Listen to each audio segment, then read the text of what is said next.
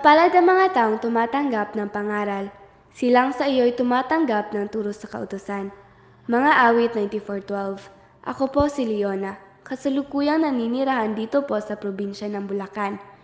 Kung papaano po ako hinangon ng ating Panginoong Hesus sa lusak na kasalanan, ang siya ko pong ibabahagi rito po sa Tanikalang Lagot.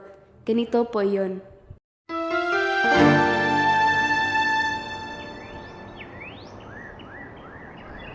Leona, anak, pumunta ka ng Agusan del Sur. Pupunta po ako sa Agusan? Bakit? May problema po ba? Papang, ang rubber production natin doon? Oo anak, di ba hiningi mo sa akin iyan? Kaya ibinili kita. Ingat ka lang sa pagmamotor. Bakit hindi si ate at kuya Avelino ang inyong utusan? Sila ang dapat na may responsibilidad sa pagtatakbo ng ating negosyo roon. Papang, sila ang mas nakakatanda kong kapatid. Sa iyo ko na nga ipinamamahala ang lupa sa Agusan. Bantayan mo ang mga tauhan natin doon. Baka may ginagawa ng anomalya. Sige po, Papang. Kailan po ba ako luluwas patungong Agusan? Sa lalong madaling panahon, anak.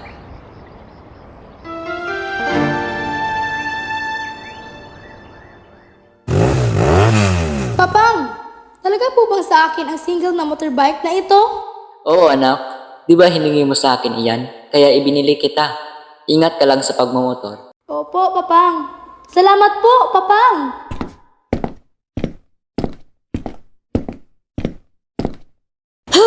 Ikaw, Juniso, sinusunod mo palagi ang lihon ni Leona, kaya lumalaking sutil ang anak mo eh. Jack, palagi na yung kasama ng barkada niyang mga demotor dito sa atin. Naku naman, Juvencia. Hayaan mo nang maging masayang anak natin. Mamang, tara po, angkas ko kayo. Ipapasyal ko po kayo para di na po kayo magalit sa akin. Hindi ko sagot ang pambayad mo ng ospital kapag na-aksidente ka. Amazona. Magandang Amazona po, Mamang. Tingnan ko lang kung yang mukha mo ang masira sa iyong pagmamotor. Tumigil ka na, Juvencia, sa iyong pagsasalita. Baka nga mapahamak ang iyong anak. Hayaan mo siya sa kanyang hilig. Minsan lang maging dalaga ang isang babae. Kapag may asawa na iyan, ay matatali na sa bahay. Kaya hanggat dalaga pang anak mo, pabayaan mo siyang magsaya sa kanyang pagkadalaga. Tumutulong siya sa ating negosyo.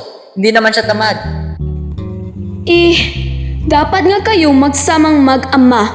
Pareho ang takbo ng iyong mga utak.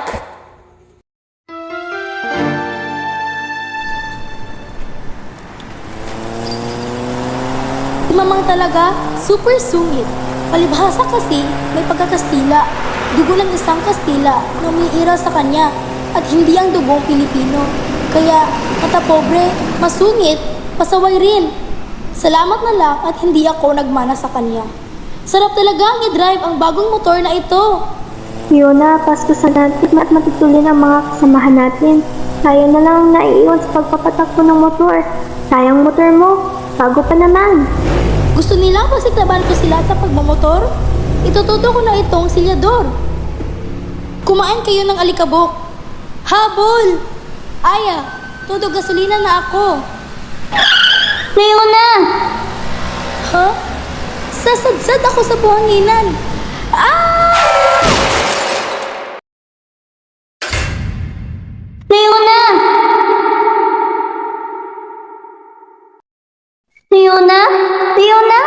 Buhay ka pa ba? Leona! Kumain kayo na ako. Aray ko po ang braso ko.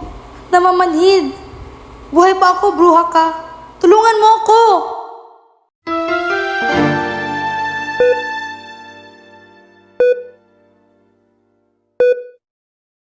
Ayan na nga ba ang sinasabi ko?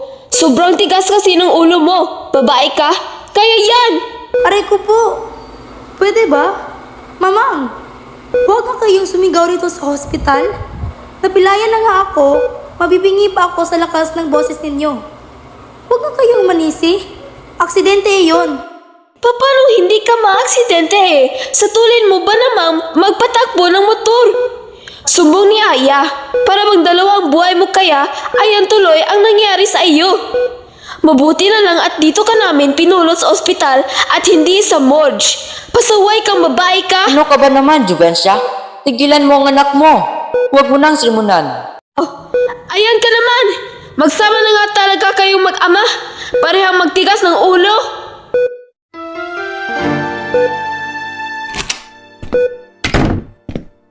Hahaha, kamusta ka na, Inday Leona? Wala ka ng motor, bali pa ang iyong paa at pasa pa ang iyong mukha.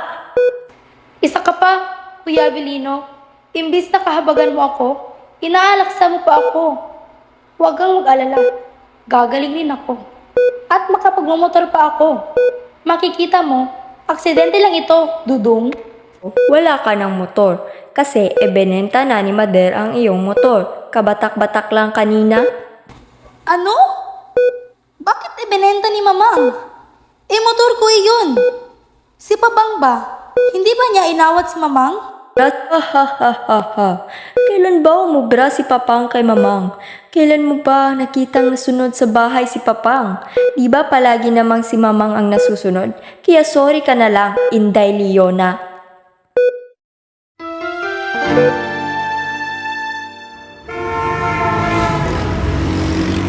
Sa wakas, nandito na ako sa Maynila. Mabuti na itong nagpakalayo-layo na ako.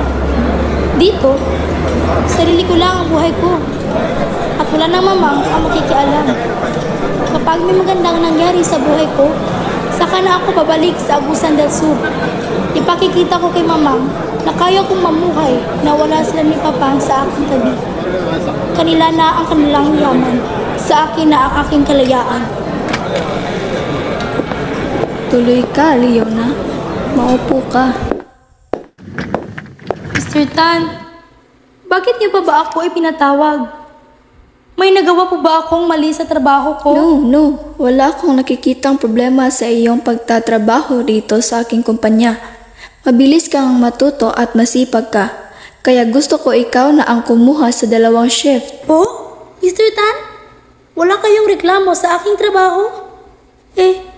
Salamat po. Sige po, payag po ako.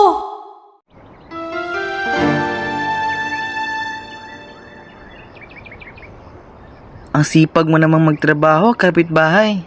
Parang may pinapakain kang isang batalyon. Bakit ka nakikialam? Anong pagi mo sa akin? Naku!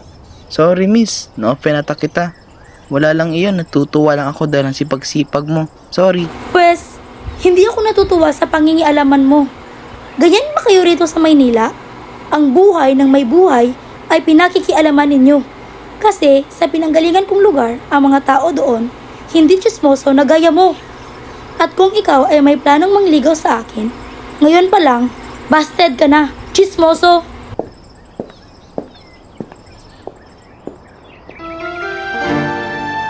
Ikaw talaga, Leona. Hanggang dito sa Maynila, dala mo rin ang pagkasutil mo. Kawawa naman itong tao. Ipinahiya mo. Di bale, sana kung walang nakaririnig, nandoon pa yung guard. Tumigil ka nga riyan, Aya. Ano bang pinakain sa iyo ng pakialamerong iyon at kay bait-bait mo sa kanya? Huwag mong sabihin na may pagtingin ka sa lokong iyon. Wala. Kung may gusto man ako sa kanya, di naman ako papansinin noon. Ikaw ang gusto noon. Nagpapalakad nga siya sa akin. Mabait naman iyong tao at binata. Bagay kayo. Dalaga ka naman. Alam mo ang pagmamahal ni Zosimo dahil nag-iisa ka lang dito sa Maynila.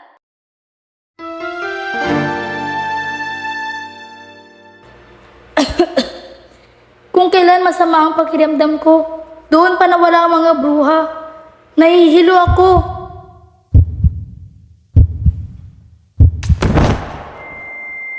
Oops! Leona, ano nangyari sa'yo? Tulong, guard!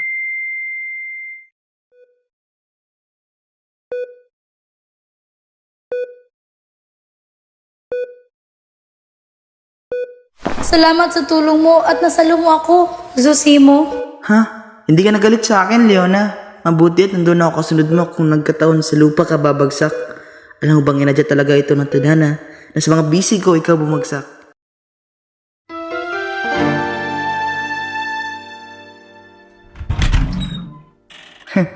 Dito talaga ako nakatira. Matagal ko nang inuupahan itong silid na ito.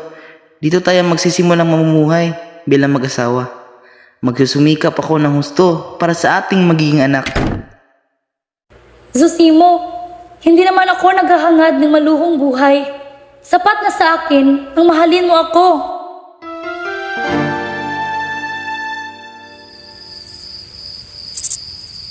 Ano bang nangyari sa iyo, tao ka? At masama pala ang pakiramdam mo? Nagtrabaho ka pa? Sayang rin kasi ang kikitain ko, Leona. Pambili rin ito ng gatas ng anak natin. Mayroon pa naman akong pera doon. Sana magpahinga ka naman. Baka ikaw pa ang mapano. Pwede namang gatasin si Bimbing. At si Dondong naman ay kanin na lang ang kakainin. Leona, huwag kang mag-alala. Gagaling ako. Pangako ko sa iyo, gagaling ako.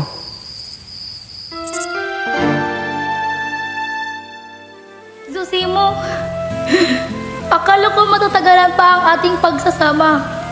Sabi mo sa akin, gusto mo pang makita ang mga apo mo kay Dudong. At gusto mo pang makita na ikinakasal si Bimbing. Pero bakit iniwan mo na kami? Paano na kami? Ang mga bata, ngayong wala ka na, Zosimo.